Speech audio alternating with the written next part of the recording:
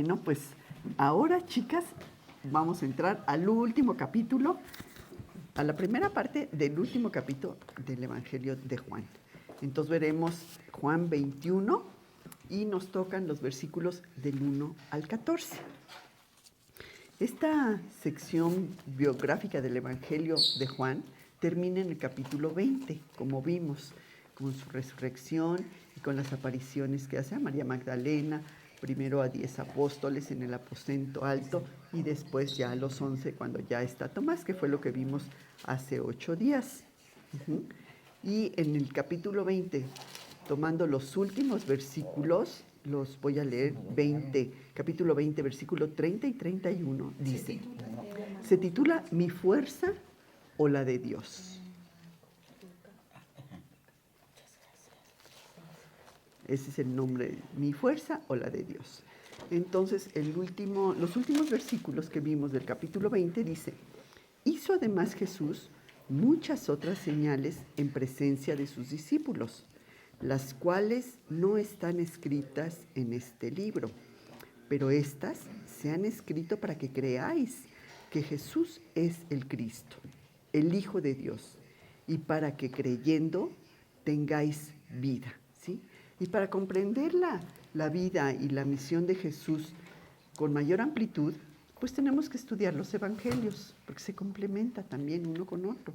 Y Juan nos está diciendo en su evangelio que registra solamente algunos de los muchos hechos que hizo Jesús en la tierra, porque esas buenas nuevas incluyen todo lo que necesitamos saber para creer que Jesús es el Mesías, el Hijo de Dios, por el cual recibimos la vida eterna, ¿no? En la última parte es lo que nos dice. Pero estas se han escrito para que creáis que Jesús es el Cristo, el Hijo de Dios, y para que creyendo tengáis vida en su nombre. Y como dice la otra parte del versículo, muchas otras cosas hizo, y no están escritas. Con las que vemos en los evangelios es suficiente para que creamos. Entonces, este capítulo 21 que vamos a iniciar hoy es un epílogo, es como el resumen que unido al prólogo, a la primera parte desde el capítulo 1, encierra todo el libro así como en una unidad completa. Muchos dicen que este capítulo 21 no fue escrito por Juan, sino que fue añadido después por alguien más. Pero no hay evidencia de esto. Y no hay copias de la Biblia que no tengan este capítulo 21, ¿sí? ¿Y por qué lo Sino que, pues no sé, porque a lo mejor la manera en que está escrito pueda estar un poquito diferente, o como que ya terminó la historia de la misión de Jesús, la vida de Jesús en el capítulo 20. Dice, más bien, no hay evidencias, les decía, y más bien encaja muy bien, porque es una manera como de cierre, como terminar todo el capítulo con un propósito. Y además contesta un buen número de preguntas sobre temas que quedan así como inconclusos. Por ejemplo, contesta la pregunta de quién cuidaría a los discípulos cuando ya no estuviera Jesús. Nos lo explica ahí. Trae conclusión también a la historia de la negación de Pedro. Contesta el rumor de que el apóstol Juan no moriría antes de la venida del Señor. Nos explica también por qué Juan no incluyó muchas otras señales que Jesús hizo en presencia de sus discípulos. También aclara el futuro de los discípulos ya sin su Señor, cuando ya no estuviera Jesús físicamente. Refuerza el concepto de que el discípulo amado era Juan. Y preserva balance y simetría en todo el capítulo, en todo el libro. Entonces, estos primeros capítulos que vamos a ver hoy contestan la pregunta de quién cuidaría de ellos, no estando Jesús. Porque de ahora en adelante, por primera vez, en 3 años, ya estarían ellos, después de la compañía de Jesús en 3 años, ya estarían ellos sin Jesús físicamente, ¿sí? Y él había provisto todas sus necesidades, pero él les había dicho también que continuaría haciéndolo. Ahora les mostraría cómo lo iba a hacer. Y ellos tendrían dos opciones, ¿sí? La opción sería depender de ellos mismos, regresando a sus oficios de pescadores u otros, los que tenían, o depender del poder de Jesús y de la provisión de Jesús para poder predicar. Y esa es una decisión que de alguna manera la tomamos todo mundo. ¿De quién dependo? ¿De mi fuerza o de la de Dios? Entonces vamos a ver como punto número 1, mi fuerza. ¿Cómo es mi fuerza? Pues es débil y pobre, ¿sí? Y nos lo dicen los primeros versículos de Juan 21, 1 al 5. No sé dónde quedó Pati, si lo lees, por favor. Nada más es poner. Sí, nada más con el microfonito hacia adelante. Capítulo 21, versículo 1 al 5. Después de esto, Jesús se manifestó otra vez a sus discípulos junto al mar de Tiberías, y se manifestó de esta manera. Estaban juntos Simón Pedro, Tomás llamado el Dídimo, Natanael el de Caná de Galilea, los hijos de Zebedeo y otros 2 de sus discípulos. Simón Pedro les dijo: voy a pescar. Ellos le dijeron: vamos nosotros también contigo. Fueron y entraron en una barca, y aquella noche no pescaron nada. Cuando ya iba amaneciendo, se presentó Jesús en la playa, mas los discípulos no sabían que era Jesús. Y les dijo: hijitos, ¿tenéis algo de comer? Le respondieron: no. Ajá. ¿Y cómo empieza este pasaje? ¿No? Nos está diciendo, después de esto, después de estas cosas, denota que ya pasó un tiempo después de la resurrección, sin especificarnos cuánto tiempo, no sabemos cuánto tiempo pasó. Pero los discípulos se fueron de Jerusalén a Galilea, como les había dicho Jesús, están siguiendo sus instrucciones. Y esto está en Mateo 28:10. Vemos Mateo 28:10.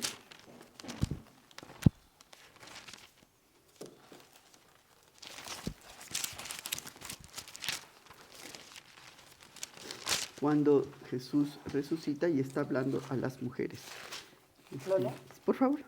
Entonces Jesús les dijo: no temáis, id y dad las nuevas a mis hermanos para que vayan a Galilea y ahí me verán. Y el 16, Clau, por favor. Sí, por supuesto. Pero los 11 discípulos se fueron a Galilea, al monte donde Jesús les había ordenado. Jesús les dijo a las mujeres que dieran ese mensaje a los discípulos, que se reuniría con ellos en Galilea. Ya se los había dicho antes también. Vamos a ver 2 pasajes de Marcos. Marcos 14:28.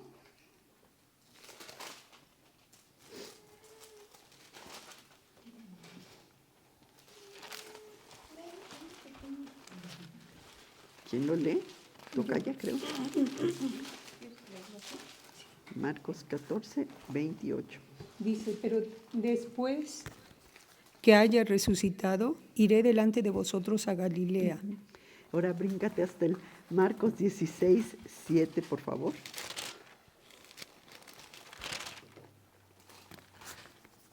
Pero id, decid a sus discípulos y a Pedro que él va delante de vosotros a Galilea. Allí le veréis como os dijo.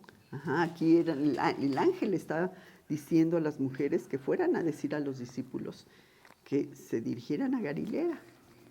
Allí se encontrarían con Jesús, como ya se los había dicho.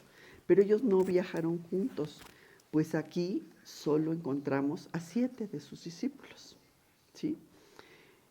Y pasa una cosa, el que Jesús se manifieste nos dice que Jesús no estaba visible a menos que Él quisiera.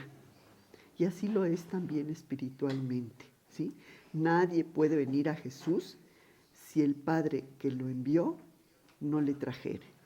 Nos lo dice en Juan 6:44. ¿Puedes repetir eso? Por favor. Nadie puede venir a Jesús si el Padre que lo envió no lo trajere. en los versículos. Y Juan 6:44.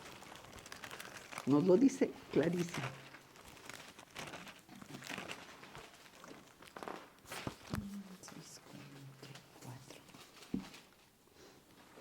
Ninguno puede venir a mí si el Padre que me envió no le trajere, y yo le resucitaré en el día postrero. Es Dios, no las personas, quien tiene el papel activo en la salvación, ¿sí? Cuando alguien decide creer en Jesucristo como Salvador, lo hace en respuesta al trabajo del Espíritu Santo, ¿sí? Nadie puede creer en Jesús sin la ayuda de Dios. Es Dios el que nos busca, ¿sí? Primera de Corintios 2:14.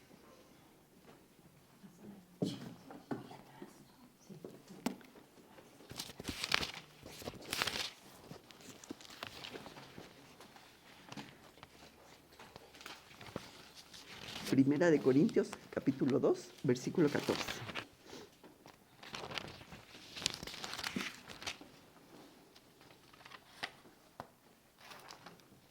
Pero el hombre natural no percibe las cosas que son del Espíritu de Dios, porque para él son locura, y no las puede entender, porque se han de discernir espiritualmente. Así pasa, ¿sí? Los que no son creyentes, los que no son cristianos, no pueden entender las verdades espirituales, ni el concepto de que el Espíritu de Dios vive en el creyente, ¿sí? Les parece una locura, como decir, una tontería, no lo pueden entender. Y bueno, ¿qué pasa? Que si el Padre no te trae a Jesús, pues nadie vendría, no lo estaríamos nosotros buscando por nuestra propia cuenta, sería muy difícil. Romanos 3:11 también nos lo dice bien claro.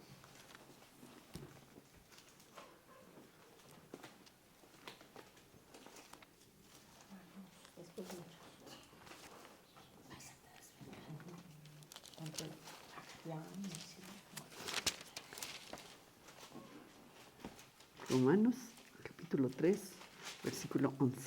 No hay quien entienda, no hay quien busque a Dios. No hay quien busque a Dios, ¿sí? Y Lucas 19:10, por favor, Maru. O sea, Dios te encuentra, Sí, Dios te busca. Dios te busca. Ya estamos así, como que a veces nos dice, mira, aquí estoy, nosotros, ay, espérate. Y a veces nos tiene que venir algo muy fuerte para que lo busquemos, para que clamemos a Él. Oyendo Somos- ellos estas cosas, prosiguió Jesús y dijo una parábola. No, Maru, perdón, 19:10. Lucas, Ah, no, pues estoy en Lucas, perdón. Lucas 19, versículo 10. Ah, ya, gracias. Porque el Hijo del Hombre vino a buscar y a salvar lo que se había perdido. Jesús vino a salvar a todos los que estábamos perdidos. No importa de dónde viniéramos ni cómo hayamos vivido, mediante la fe podemos ser perdonados y podemos ser hechos nuevas personas, ¿sí? Entonces, vemos que si el Padre no nos trae a Jesús, pues nadie vendría y el Evangelio permanecería así como, pues como que una locura, como que nada más ahí. Primera de Corintios 1:18.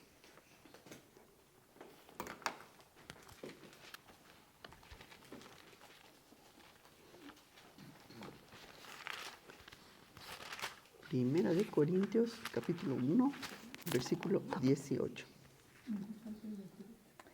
Porque la palabra de la cruz es locura a los que se pierden, pero a los que se salvan, esto es, a nosotros, es poder de Dios. Exactamente, sí. Para los que no creen, el Evangelio, pues, así como que es algo que no lo pueden entender, es una locura, como dice el versículo, ¿sí? Es insensatez, ¿sí? Pero para los que creen, es la sabiduría poderosa de Dios. Ahora también en Primera de Corintios, capítulo 1, pero en los versículos 30 y 31, por favor.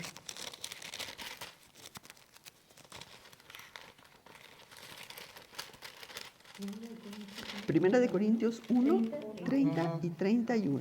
30, sí, gracias.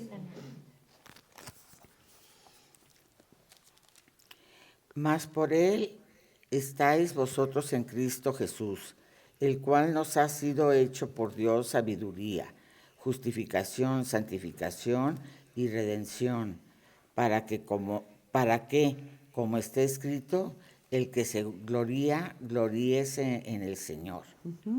Como resultado de esa unión, de esa relación que tenemos con Cristo, conocemos la sabiduría de Dios, somos justificados, o sea, somos aceptables delante de Dios, ¿sí? Somos perdonados, con el fin de que por encima de todo el Señor sea glorificado, como nos lo dice el versículo. El que se gloria, gloríese en el Señor, ¿sí? Entonces, bueno, en nuestro pasaje de Juan 21 vemos que estos discípulos van a pescar al mar de Tiberias.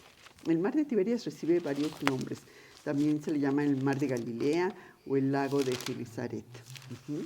Y ellos ya habían estado anteriormente ahí cuando había ocurrido la pesca milagrosa. ¿Recuerdan esa pesca milagrosa? Vamos a recordar un versículo nada más en Lucas 5:1.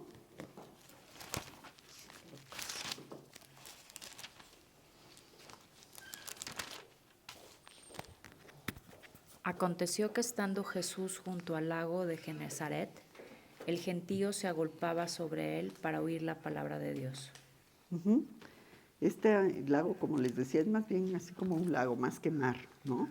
Y tenía ese nombre de Tiberias porque por la ciudad que Herodes Antipas había fundado en esas playas y había puesto Tiberias en honor al emperador Tiberio. Por eso tiene varios nombres, ¿no? ¿También se puede llamar Tiberiades? No. Tiberias.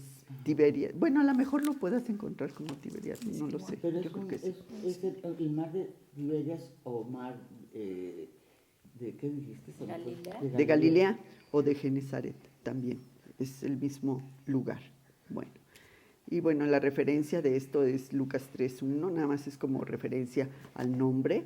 Se los leo si quieres, no lo busque. Y dice: en el año 15 del imperio de Tiberio César, siendo gobernador de Judea Poncio Pilatos y Herodes, tetrarca de Galilea, y su hermano Felipe, tetrarca de Iturea y de la provincia de Tracónite, y Liceas, tetrarca de Albinia. Bueno, aquí nada más es la referencia de que Tiberio, el tiempo que estuvo de gobernador, que fueron del 14 al 37 después de Cristo, y por qué se le llama así al mar, es nada más la referencia.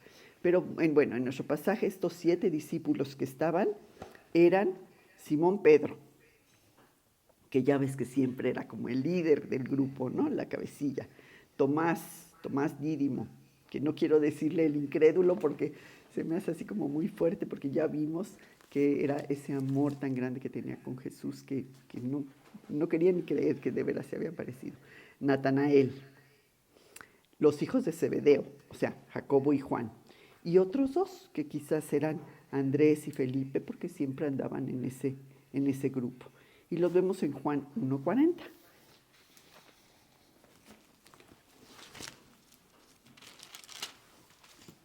¿Lo leo? Porfa. Estoy yo en otro canal. Juan, Yo nada más no lo escribí. Juan 1:40. También es la referencia nada más de los discípulos. Dice, Andrés, hermano de Simón Pedro, era uno de los 2 que habían oído a Juan y habían seguido a Jesús. Y el 44, por favor. Y Felipe era de Betsaida, la ciudad de Andrés y Pedro. Entonces, ellos no estaban donde Jesús les había dicho, sino que estaban en la playa. Y Pedro mencionó que regresaría a la pesca. Pues era la manera en que él se ganaba la vida, era lo único que sabía hacer, ¿verdad? Entonces, pues ya no está Jesús, pues yo regreso a pescar, ¿sí? Y los demás, pues pensaron igual. Juan 21:3, que creo que ya lo leyó Pati, pero lo retomamos. Juan 21:3. Simón Pedro les dijo, voy a pescar. Ellos le dijeron, vamos nosotros también contigo. Fueron y entraron en una barca y aquella noche no pescaron nada. No pescaron nada. Jesús los quería en la obra de Dios y no en la pesca. Y por eso no pescaron nada esa noche. Vemos que cuando Jesús los llamó a cada uno de los apóstoles que lo siguieran, todos respondieron y lo siguieron. ¿Sí? Mateo 4, 19 y 20.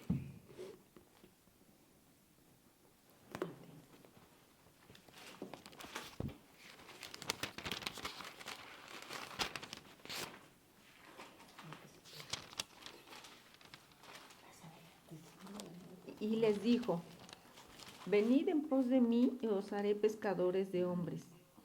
Ellos entonces, dejando al instante las redes, le siguieron. Le siguieron. Cuando Él los llamó, estaban dispuestos a seguirlo. Dejaron sus trabajos para seguir a Jesús. ¿Sí? Y cuando Cristo quiere algo con tu vida, Él te va a llevar a eso. Cualquier otra cosa que tú pretendas hacer sin Cristo, pues será así como que un fracaso, como que te va a frustrar. Entonces ellos, al regresar sin nada de la pesca, vieron a Jesús, pero no lo reconocieron. Los versículos 4 y 5 de Juan 21. Juan 21, 4 y 5.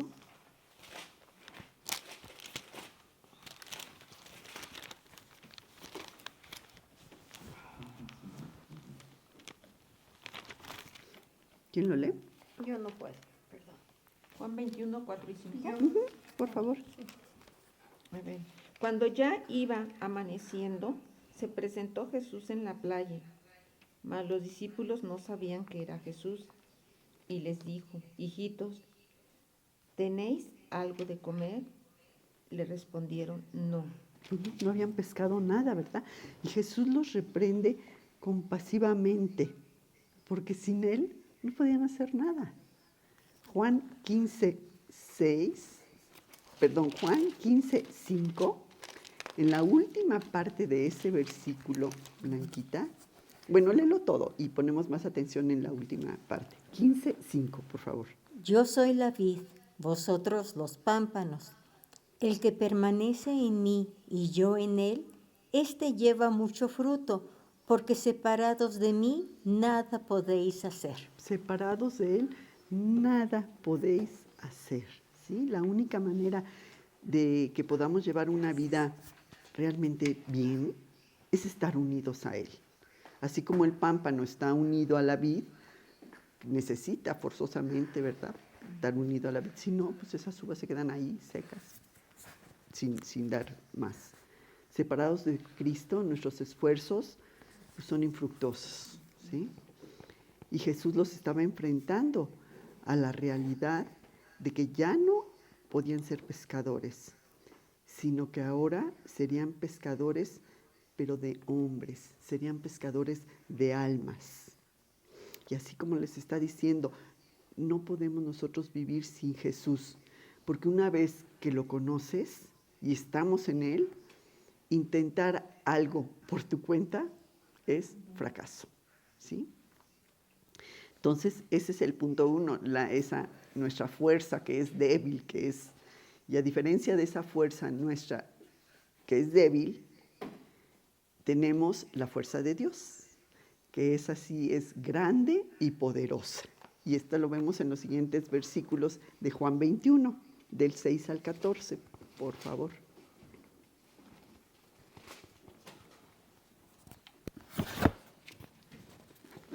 Juan 21, del 6 al 14. ¿Quién lo lee? Él les dijo, echad la red a la derecha de la barca y hallaréis. Entonces la echaron y ya no podían sacar por la gran cantidad de los peces. Es que literal estoy ciega. Tienes a la luz. Perdón. Ok. Entonces, aquel discípulo a quien Jesús amaba dijo a Pedro, es el Señor. Simón Pedro, cuando oyó que era el Señor, se ciñó la ropa porque se había despojado de ella y se echó al mar. Y los otros discípulos vinieron con la barca, arrastrando la red de peces, pues no distaban de tierra sino como 200 codos. Al descender a tierra, vieron brasas puestas y un pez encima de ellas, y pan. Jesús les dijo: traed los peces que acabáis de pescar. Subió Simón Pedro y sacó la red a tierra, llena de grandes peces, 153, y aun siendo tantos la red no se rompió. Les dijo Jesús: venid, comed. Y ninguno de los discípulos se atrevía a preguntarle: ¿tú quién eres?, sabiendo que era el Señor. Vino pues Jesús y tomó el pan y les dio, y asimismo del pescado. Esta era ya la tercera vez que Jesús se había manifestado a sus discípulos, después de haber resucitado de los muertos. Fíjate aquí, Jesús les dio las instrucciones específicas para sacar el pescado, ¿sí? Y aunque ellos estaban cansados y frustrados y hartados, imagínate, toda la noche tratando de pescar y no habían pescado ni un pez, estaban sin éxito, obedecieron a la voz de autoridad que les mandaba lo que hicieran, ¿sí? ¿Y cuál fue su sorpresa? Pues sacaron gran cantidad de peces. Y a veces igual nos pasa, ¿no? Que lo que nos dice Dios te puede parecer así como que, ay, no, pero si yo ya lo intenté por aquí y no me funcionó, pues, pero obedece a Dios y nos va a pasar lo mismo, va a sacar una red llena de peces. Fíjate aquí, de no haber pescado nada, cuando hicieron lo que Jesús les mandó, cómo tuvieron éxito, ¿no? Ya antes también había pasado. En Lucas 5, 1 al 7, vemos el pasaje donde también habían tenido una pesca milagrosa. Lucas 5, versículo 1 al 7. Perdón.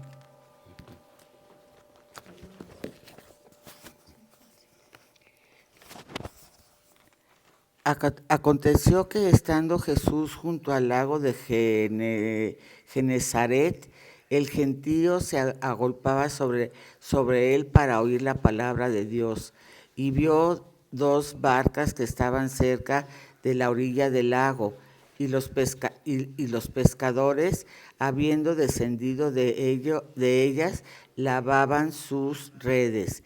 Y entrando en una de aquellas barcas, la cual era de Simón, le rogó que la apartase de tierra un poco, y sentándose enseñaba desde la barca a la multitud. Cuando terminó de hablar, dijo a Simón: boga mar adentro y echad vuestras redes para pescar. Respondiendo Simón le dijo: Maestro, toda la noche hemos estado trabajando y nada hemos pescado, mas en tu palabra echaré la red. ¿Hasta ahí? ¿Y el siguiente? Y habiéndolo hecho, encerraron gran cantidad de peces y su red se rompía. Entonces, Ya está ahí, Patita, nada más. Aquí también vemos que ya había sucedido esa pesca milagrosa anteriormente. No habían pescado nada, obedecen lo que Jesús les dice y tienen también abundancia de eso. Entonces, bueno, en nuestro pasaje de Juan 21, 7, vemos que Juan lo reconoce, ¿sí? Juan lo reconoce y Pedro, impetuoso como él era, actúa queriendo ir a su Señor sin esperar a que la barca viniera lentamente, ¿sí? Vemos que se lanza, se despoja de su ropa y se lanza, ¿no? En los versículos 7 y 8. ¿Quién lo lee de Juan 21? Lo volvemos a leer, por favor. Entonces aquel discípulo a quien Jesús amaba dijo a Pedro: «Es el Señor, Simón Pedro». Cuando oyó que era el Señor, se ciñó la ropa, porque se había despojado de ella, y se echó al mar. Y los otros discípulos vinieron con la barca, arrastrando la red de peces, pues no distaban de tierra sino como por 200 codos. Sí, así, no estaba tan lejos, como 90 metros, suponte, ¿no? Entonces, aquí vemos que solo Juan, ese discípulo a quien Jesús amaba, sabemos que es el discípulo amado, amaba a todos, pero Juan era un poco especial, reconoce a Jesús resucitado. ¿Por qué? Porque solo el Señor podía tener ese poder sobrenatural. Pedro, como siempre impulsivo, ya vimos, saltó al agua y trató de acercarse a Jesús. Y cuando llegan los demás a la orilla, ven un desayuno en preparación. En el versículo 9 vemos que continúa la historia. ¿Leo? Por favor, Judith. Al descender a tierra vieron brasas puestas y un pez encima de ella y pan. Jesús ahora, aún ahí, resucitado Jesús, lo servía con un pez que apareció. No era de los peces que ellos habían pescado. Apareció ese pez milagrosamente, ¿sí? Así como también había tenido Jesús, ¿se acuerdan cuando alimentó a las 5,000 personas con los pocos pececitos y los panes, ¿no? Vemos en Juan 6, del 11 al 13, ese pasaje, vamos a recordarlo. Que con 5 panes y 2 pececitos alimenta tanta multitud. Juan 6, 11 al 13. Y tomó Jesús aquellos panes, y habiendo dado gracias, los repartió entre los discípulos, y los discípulos entre los que estaban recostados, asimismo de los peces, cuanto querían. Y cuando se hubieron saciado, dijo a sus discípulos: recoged los pedazos que sobraron, para que no se pierda nada. Recogieron pues y llenaron 12 cestas de pedazos, que de los 5 panes de cebada sobraron a los que habían comido.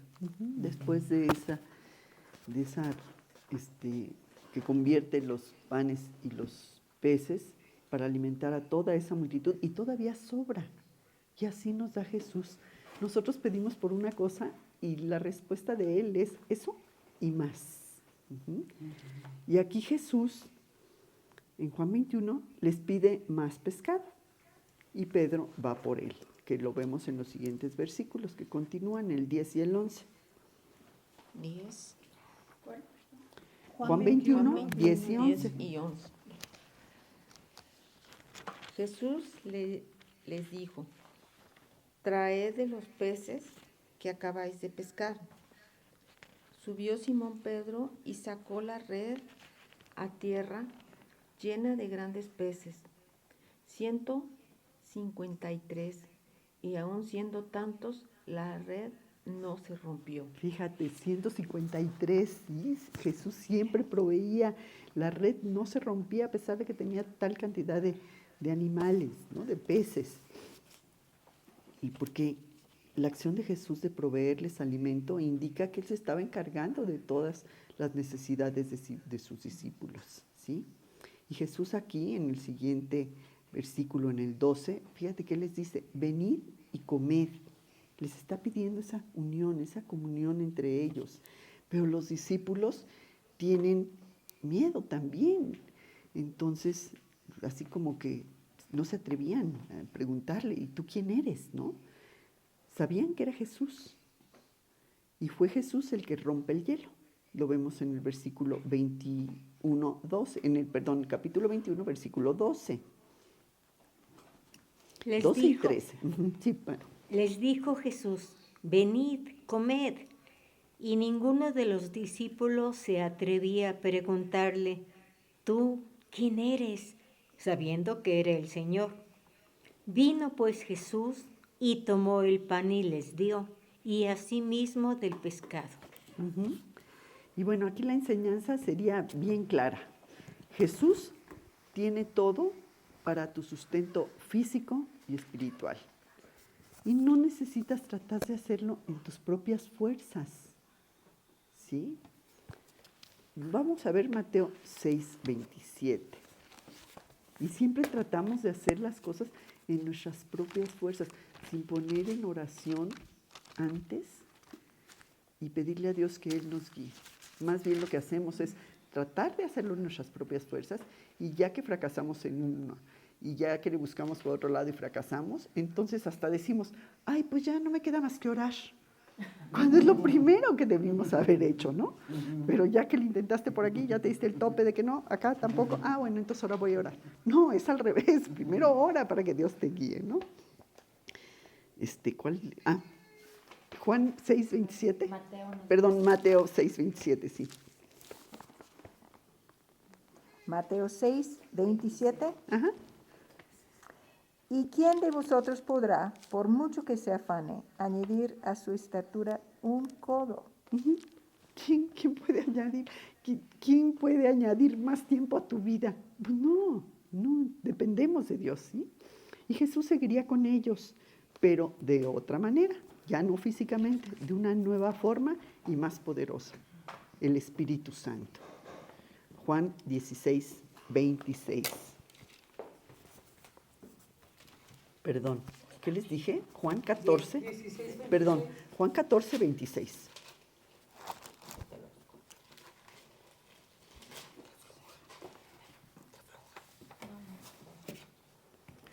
Juan 14, versículo 26.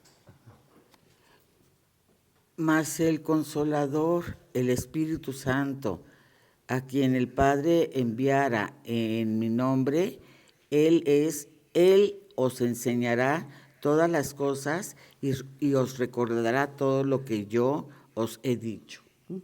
Jesús le está diciendo a los discípulos que el Espíritu Santo les recordaría todo lo que Él les había enseñado y les daría ese poder para predicar para lo que Jesús tenía dispuesto para ellos, ¿sí? Y ese Espíritu Santo es el mismo que nos puede ayudar cuando estudiamos la Biblia, ¿sí? Nos ayuda a entender, nos ayuda a recordar las enseñanzas de Jesús y nos muestra cómo aplicarlas a nuestra vida. Es ese Espíritu Santo que tenemos en nuestro corazón. Juan 16, 12 al 14. 12 al 14. Aún tengo muchas cosas que deciros, pero ahora no las podéis sobrellevar. Pero cuando venga el Espíritu de verdad, Él os guiará a toda la verdad, porque no hablará por su propia cuenta, sino que hablará todo lo que oyere y os hará saber las cosas que habrán de venir. Él me glorificará, porque tomará de los míos y os lo hará saber. El Espíritu Santo les diría a los discípulos todo lo que sucedería en el futuro, les revelaría el propósito de su misión, la oposición que tendrían también, porque iban a enfrentar bastante oposición y el resultado que habría de esos esfuerzos, ¿sí? Pero ellos, como que esas promesas no las acabaron de entender muy bien, como sabemos, hasta después de la resurrección de Jesús. Y cuando reciben ese Espíritu Santo, les reveló todas esas verdades que son las que vemos en los libros que forman el Nuevo Testamento.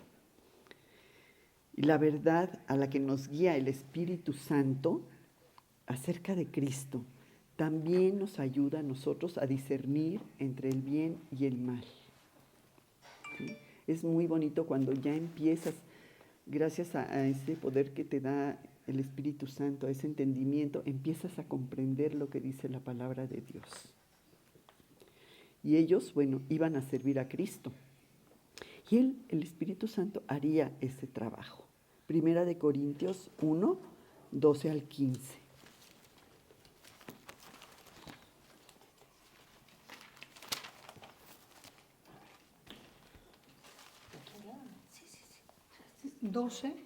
Primera de Corintios 1, versículo 12 al 15.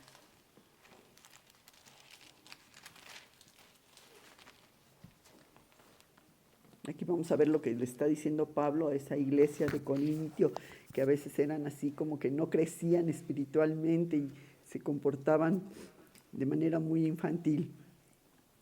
Sí. Quiero decir que cada uno de vosotros dice, yo soy de Pablo, y yo de Apolos, y yo de Cefas, y yo de Cristo. ¿Acaso está dividido Cristo? ¿Fue crucificado Pablo por vosotros? ¿O fuisteis bautizado en el nombre de Pablo? Doy gracias a Dios de que a ninguno de vosotros he bautizado, sino a Crispo y a Gallo, ¿Quién es? Bueno, en los personajes. Para que ninguno diga que fuisteis bautizado en mi nombre, también... Hasta allá Ya, está el nada. perdón. Sí, aquí Pablo se pregunta, y que si las disputas que tenían los corintios, de que, ay, que si yo soy de fulanito y yo de perenganito, o sea, Cristo no está dividido. Ujú.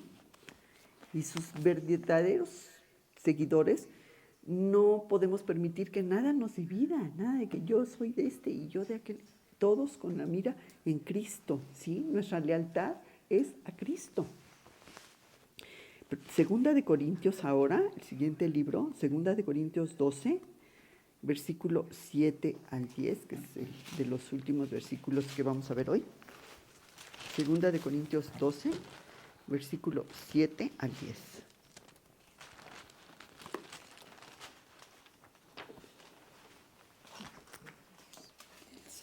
Y para que la grandeza de las revelaciones no me exaltase desmedidamente, me fue dado un aguijón en mi carne, un mensajero de Satanás que me abofetee para que no me enaltezca sobremanera, respecto a lo cual 3 veces he rogado al Señor que lo quite de mí, y me ha dicho, bástate mi gracia, porque mi poder se perfecciona en la debilidad. Por tanto, de buena gana me gloriaré más bien en mis debilidades, para que repose sobre mí el poder de Cristo.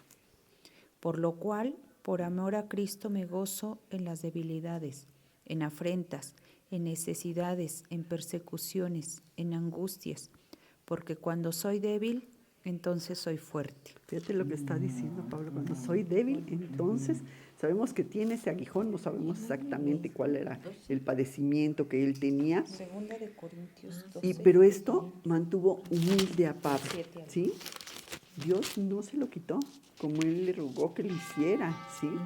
Pero Dios nunca dejaría de darle la gracia para soportarlo.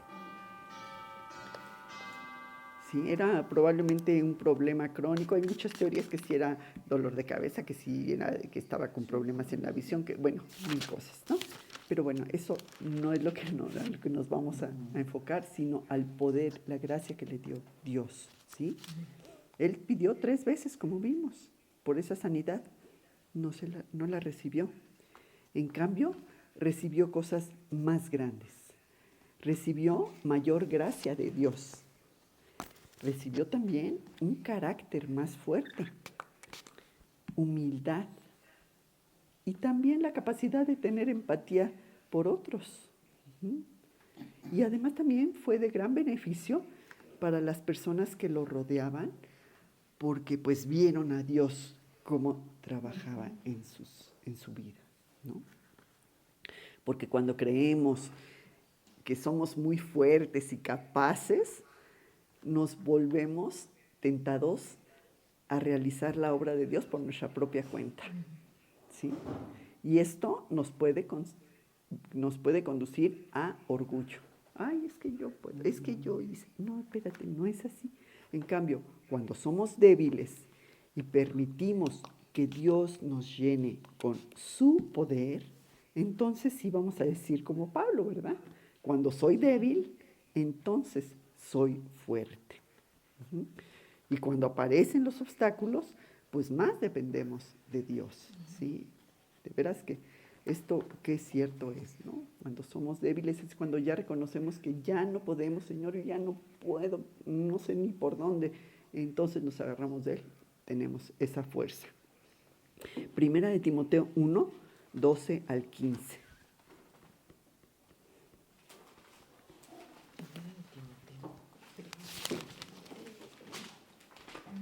Después de Colosenses.